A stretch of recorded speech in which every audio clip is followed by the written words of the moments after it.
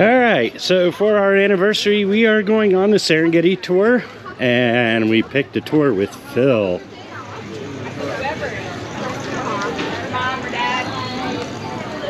Go ahead. Anniversary, how long? 32 years. Congratulations. I want Coke. I don't know what that is right now. Yeah, my husband and I will be 20 this November. Ooh. Congratulations. Thank you. A big feat nowadays. Yeah, it is. It is. I look back and I'm like, has it really been that long? I don't feel that old. Self-serve and soft drinks.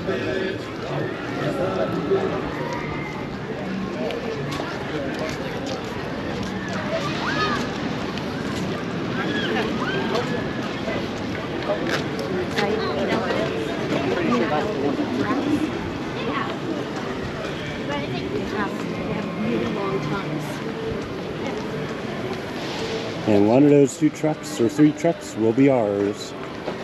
2. One's facing the wrong way.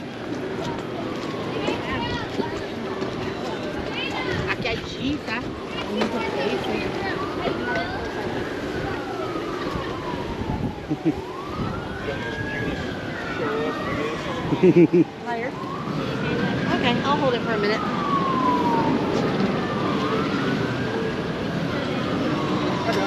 $145 tour? Yeah, What's your name? Joe, Dory. They sent this to the back when you came out the front.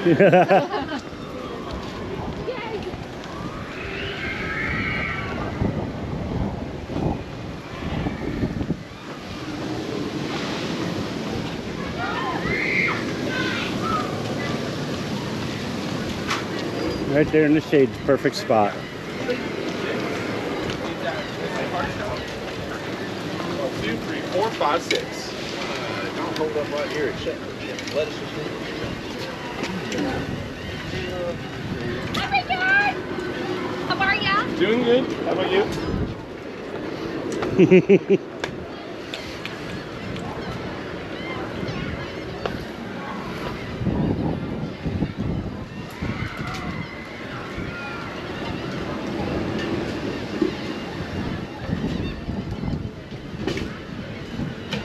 Voila. Have a hand for the lettuce assistant. Yay! All right, a few introductions, guys. Behind me here is Jana. She's your personal paparazzi. She's going to take pictures of all the animals we see, you guys making silly faces, and hopefully interact with one or more of our giraffes towards the end of the tour. Behind me here is the most important person. That's Richard. He's super important because he's a driver. Without Richard, we're not going to get very far. We're just standing here looking at the bamboo and count lizards and squirrels, and that wouldn't be much fun. Ooh, wow. A little squirt of hand sanitizer in that green box, and welcome aboard. Thank you. We meet again, Phil.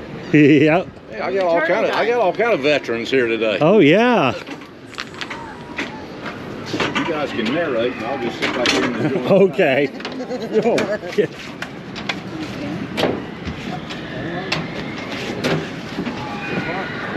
A little sanitizer on our hands. Ooh. And we have our own personal photographer. Well, I'll be the videographer.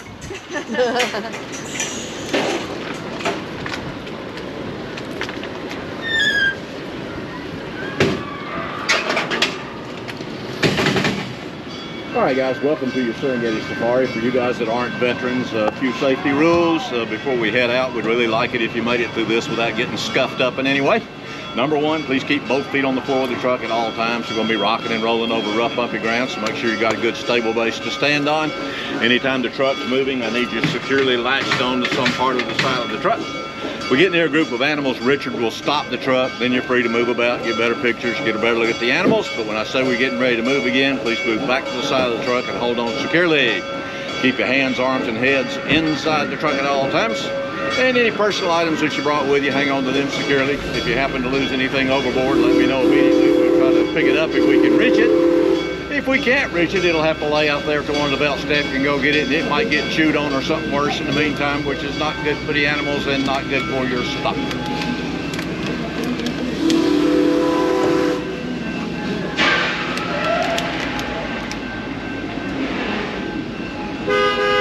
right, that toot means Richard's ready to go. Everybody hold on tight. We're good, Richard.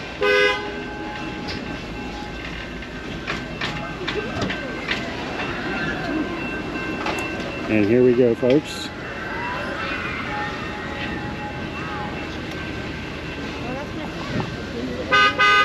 We're good. All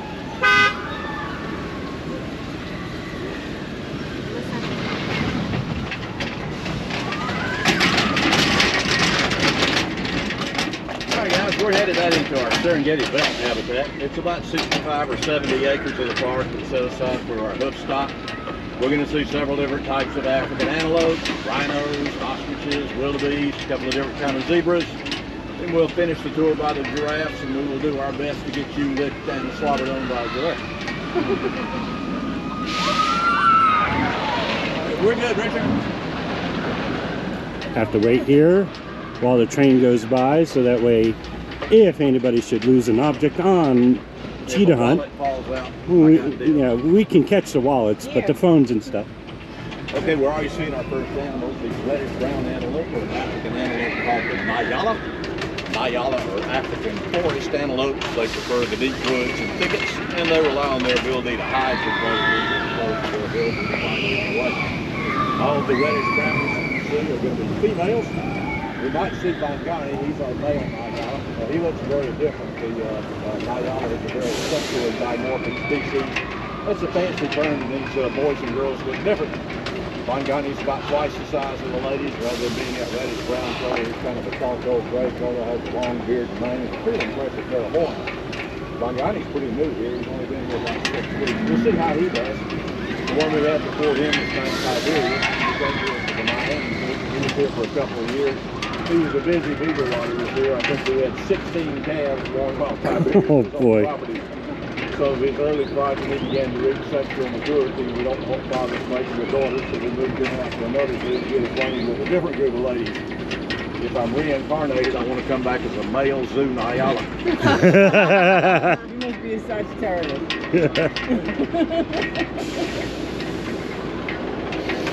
A little bit behind the scenes here of the lion and hyena habitats. Yeah, a whole bunch of giraffes out there. We're good, Richard.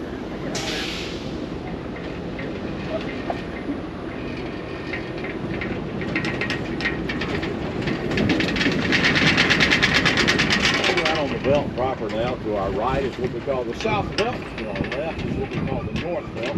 We're going to go up here to the top of the hill and hang a left. Go visit the north belt first. Our rhinos and the other animals that are out there. We'll make our way back this way and finish the tour by the giraffes. As we get a little bit further, you're going to look up on the right side up on the hill here, you're going to see some small brown and tan antelope. Those are Impala. Good reason Chevy called one of their cars Impala. The Impalas are very fast, very agile antelope. They can run up to 50 miles an hour. They can leap over obstacles that are up to 10 feet hard, and they can clear as much as 20 feet of distance in one jump. The zebras off in the distance there are grebes and zebras. They're one of 3 different types of zebras that are found in Africa. Grebes are the largest of the zebra breeds and the most attractive. They have little narrow stripes and a white underbelly. They are an endangered animal. They were hunted extensively for their skins at one time. That's illegal and they're protected now.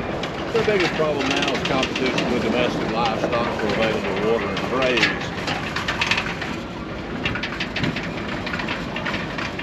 And the ostrich out there too. Yeah, that's the ostrich is Wilma. She's kind of a goofy ostrich. She was a rescue. We got her as a very young bird. She had a malformed right wing. We hand raised her back by the giraffe barns. And when she got old enough and big enough, we tried to put her out on the north belt with the other ostriches. She was not a happy bird. She walked all the way back over here to be with her giraffe buddies. And we're pretty sure Wilma thinks she's a giraffe. Hang on tight. We're good, Richard. Yeah, she said, I got a long neck. They got a long neck. I got long legs. They got a long leg. I must be a giraffe. And we're coming up close to Jody's habitat. If we're lucky, we might see Jody. Jody over here on the left side of the truck. She is our 35, soon to be 36-year-old female black rhino. She is the oldest black rhino in North America. And she has some arthritis. She's getting up there in age, so it looks like she's chosen to sleep in her barn this morning.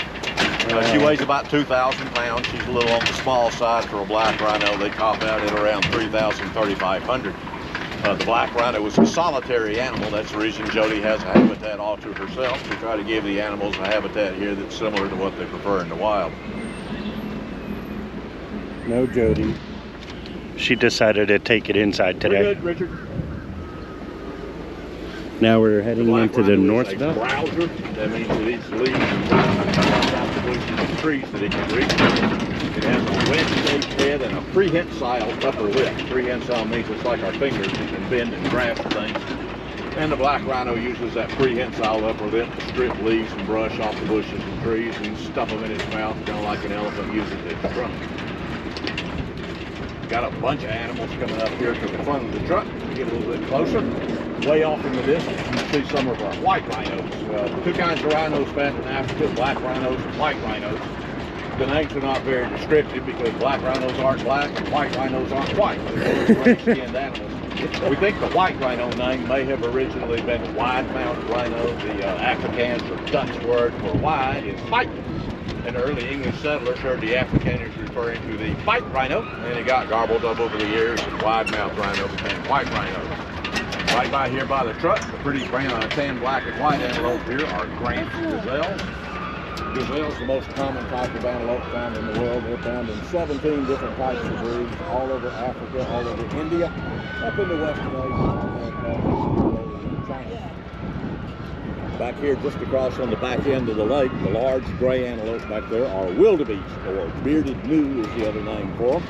If you watch The Lion King, you've seen them before. The wildebeest were the animals that Scar stampeded and trampled poor Mufasa to death. Then we got some fuzzy-looking brown antelope back here in the shade with white rings around their rump. Those are called ellipsan water buffalo. The ellipsan part comes from the white elliptical marking they all have around their rump.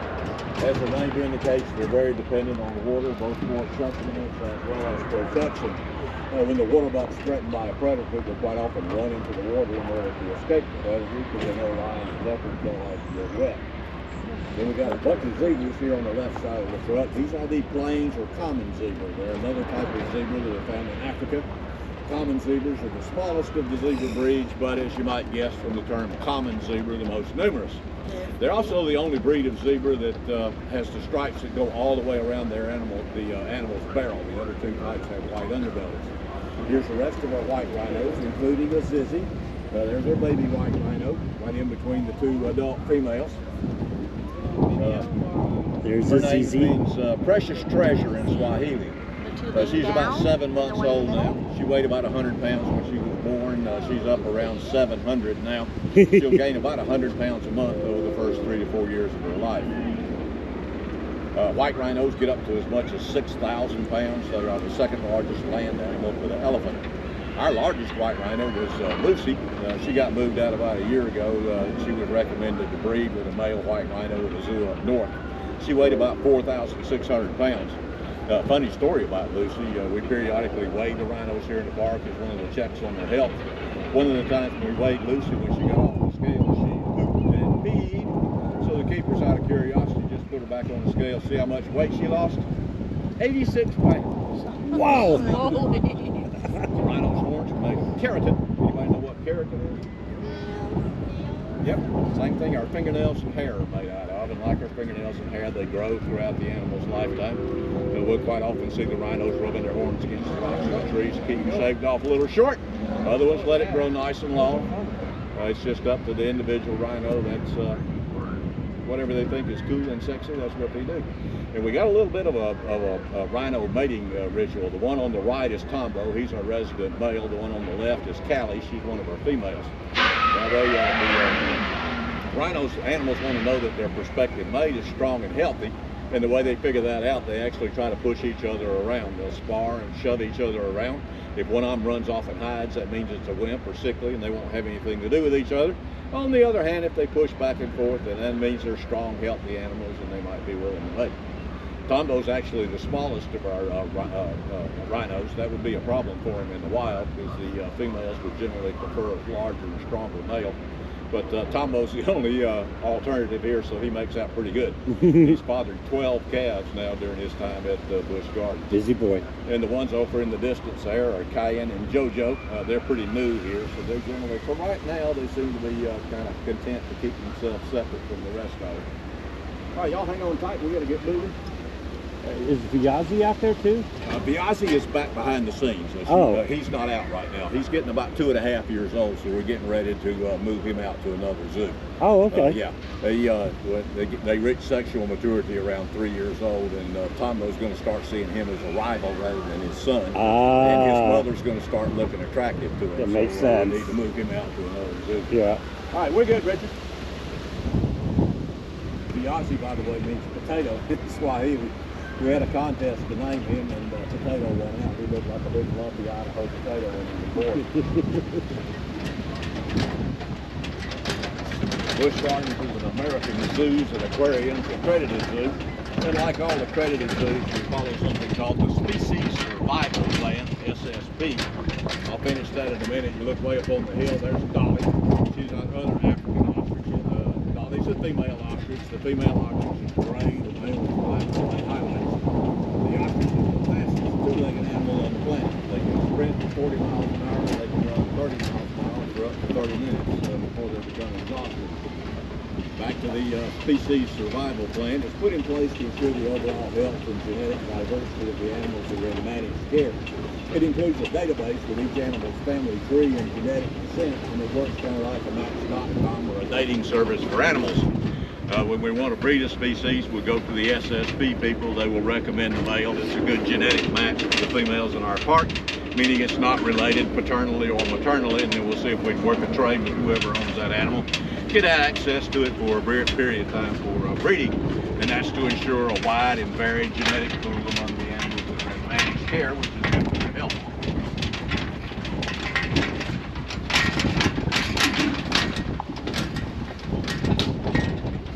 It should be pretty obvious what this is. What do you think? Ostrich egg. Yeah, it's an ostrich egg. Our ostriches are pretty old, and we don't have a male ostrich in the park right now anyway, so they don't lay fertilized eggs, but they still lay eggs like chickens and other birds, and we occasionally find them out here, pick them up and use them as artifacts. I'll pass this around. What I want you to see is how hard this thing is. I weigh about 190. I could stand on a freshly laid ostrich egg without breaking it. But given how hard it is, you might wonder how in the world does the baby ostrich get out of the egg? Well, the ostrich has a razor-sharp dew claw on each of its feet, and it uses those razor-sharp dew claws to cut its way out of the egg. And you can't see it very well, but way back across the railroad tracks, you'll see a large brown antelope back there with long backward curves. Well, that is a sable antelope. One of my favorite animals out here. Very popular animal in Africa, in the country of Angola. It features the sable antelope on the center of its national shield. Most antelope, when they're threatened by a predator, is used to run away and hide. The sables are a bit more belligerent. They'll quite often stand their ground and fight, particularly if they have young calves or older adults to protect them. And they are more than capable of defending themselves with those long, backward curving horns. One of the other names for the sable antelope is the lion tamer antelope.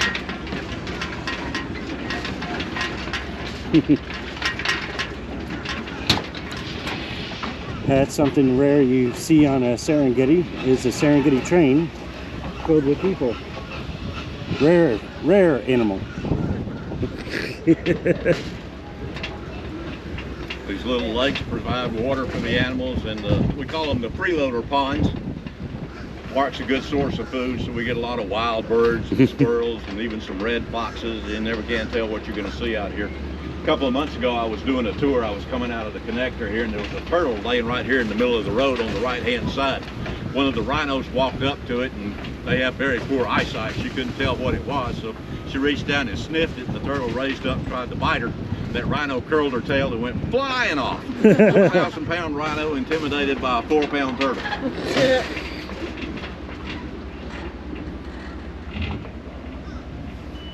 We're good, Richard.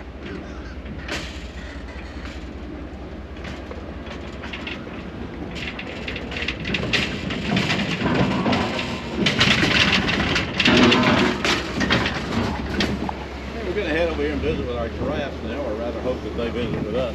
The giraffes in our park are reticulated giraffes. They're one of the 9 different types of breeds of giraffe. the reticulated giraffe's home range is over on the eastern side of the continent, right around the Horn of Africa, in Somalia and Kenya and southern Ethiopia. Reticulated comes from a Latin word that means net-like. And when we get a little closer to the giraffes, if you look at them, it'll look kind of like somebody threw a white net over a brown animal to produce the patterns and markings that you see. Thus the name reticulated giraffe. We're good, Richard.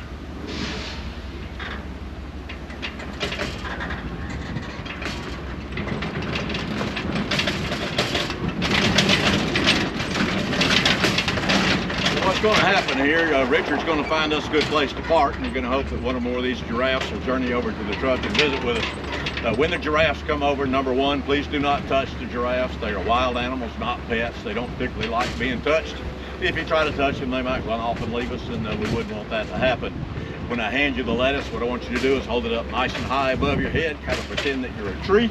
That will help keep the giraffe's head up out of the truck to the degree possible.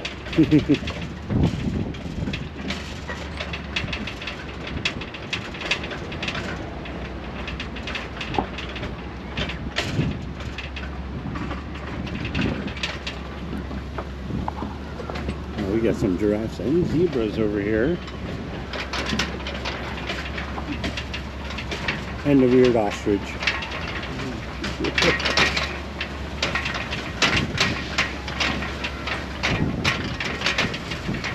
They're all looking at us like, food, food, food.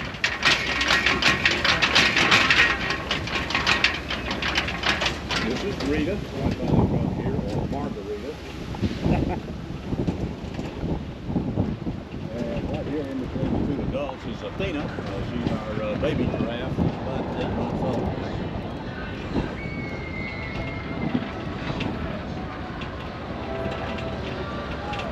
Look at that. There's Athena. Tequila will probably come over. She's kind of a lettuce hog. Hi. Tequila and cerveza.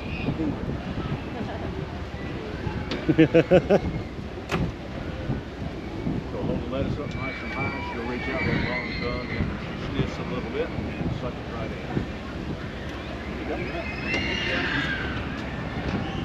Please follow. Hold it up nice and high. What are you talking about? Oh, you're good. Okay. Hi.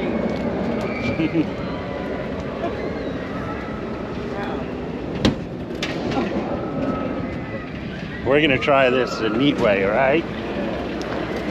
Ah, there we go. Paul just demonstrated what you want to do. If you want a cool selfie, get your camera ready out in front of you.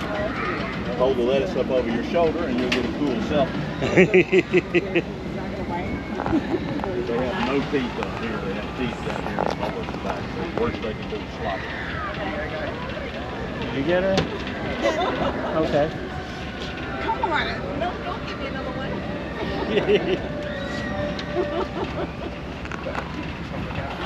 You go ahead and get one so I can get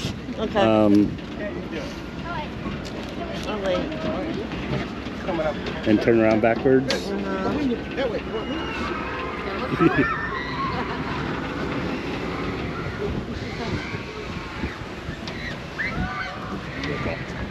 Thank you, Phil. And we'll get one more. Hi. She wants yours.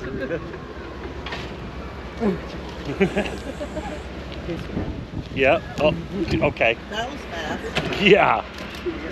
Took it right out of my hand. All right, we're going to get some group photos for you guys. Where you want them, Janet? Right here in this corner.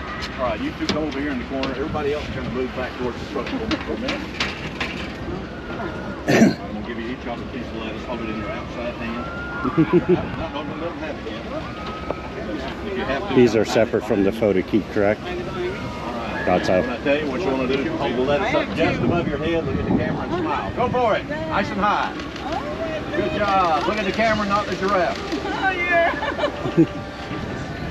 All right, good job. All right, you guys come back this way and y'all come up over here in the corner. I don't know. I'm looking at the ground. Sorry, down just right in. Ready. Good enough. All right, ready, guys? All right, just above your head. Look at the camera and smile.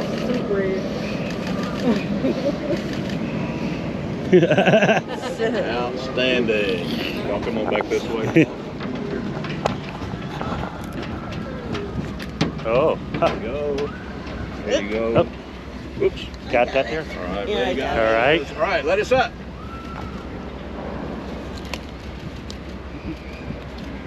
Now we got a small group, so we can do some individuals. Okay.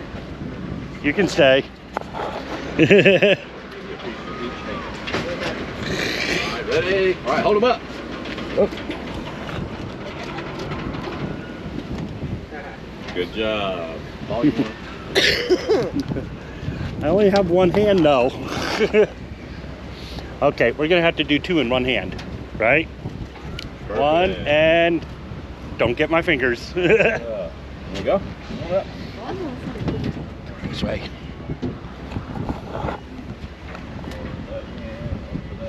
Ready? All right, hold them up. Oop, I just stepped on Gotcha, Phil. somebody. You're okay, Phil. Mom, you want to go?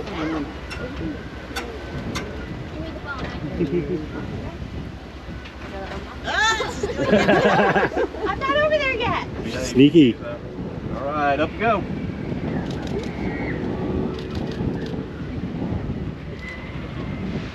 Come on. Okay. Thank you. Ready? All right, good job. Outstanding. You want it? Sure. Yeah, come on up. You won't have to. You won't even have to bend down for you. Good job. All right, guys, y'all can spread out now. Hand out the rest of this lettuce as long as it lasts. I gotta hold my head. We got plenty of lettuce. No, don't get Phil's hat. Not Phil's hat. Giraffe's tongue's up to 18 inches long. The taller the giraffe, the longer the tongue. You'll notice the last 3 or 4 inches of it is kind of a bluish black color. That's actually melanin to protect the tongue from sunburn.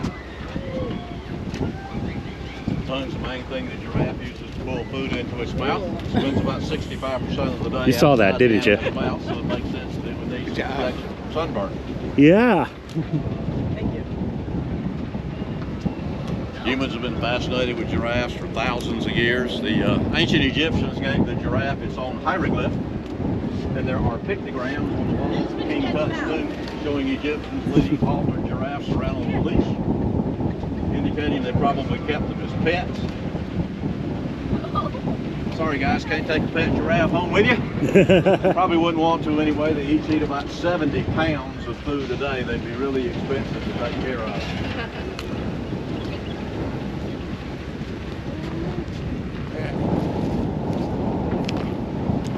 Giraffes in the wild live into their late teens, early 20s. Here in the park, they might live into their 30s. And our oldest giraffe right now is Petite. She's 23, soon to be 24. How old is this one? Takisa's, I think, 21. But don't quote me, that I may be wrong. It gives me a lot of lettuce. The lettuce, normally it's a big group. Yeah. Maybe she wants some.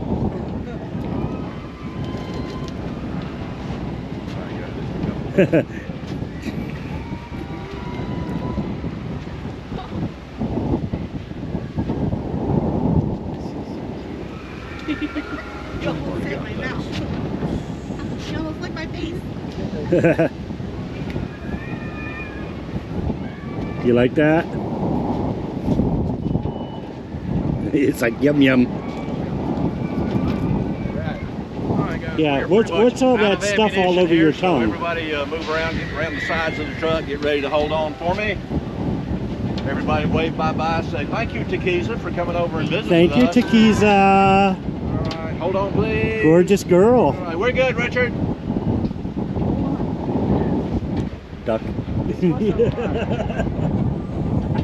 you think, guys? Pretty cool?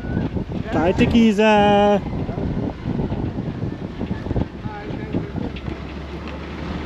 have an interesting circulatory system. It's centered on a heart about the size of an NBA basketball that weighs about 25 pounds. And they have unique one-way valves in the veins in their neck, so that when the giraffe leans that long neck down to the ground to get a sip of water or a tasty tidbit off the ground, the valves close to keep blood from rushing to the animal's head. Then when it lifts its head back up, the valves open to force blood back up into the head.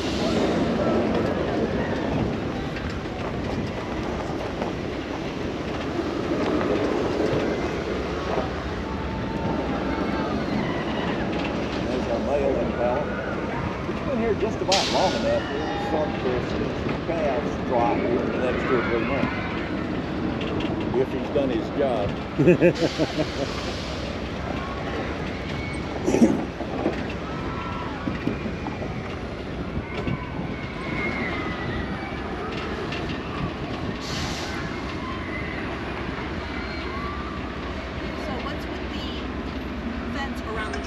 Just to keep the giraffes and the antelope from eating the bark off the oak trees, which would kill the oak trees. The palm trees are made different to make this, and it feeds the trees and protected on the inside of the trunks. So they're welcome to lick and gnaw on the palm trees all they want to, because we don't hurt them. Pretty good, Richard.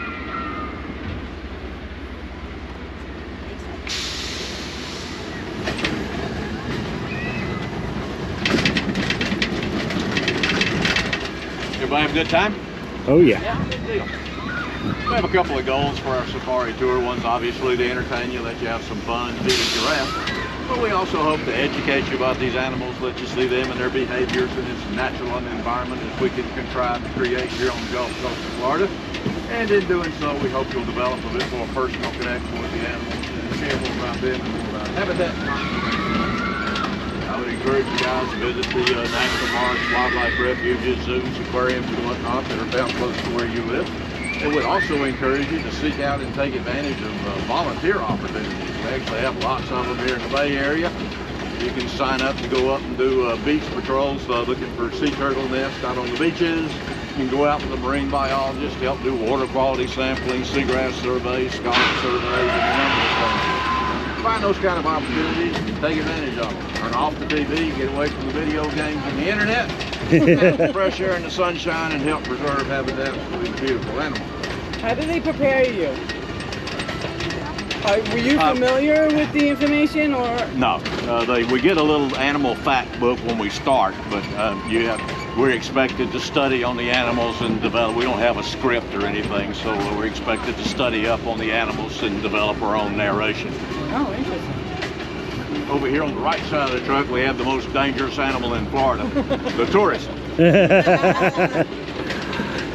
And this will be wrapping up our Serengeti tour. I would like to thank Phil, Jana, and Richard. They're our driver.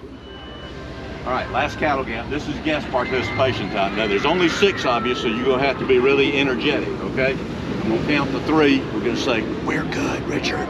You got it? All right, here we go. 1, 2, 3. We're good, Richard! Good job.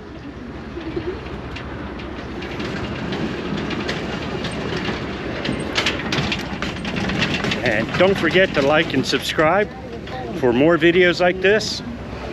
Catch you on the next time.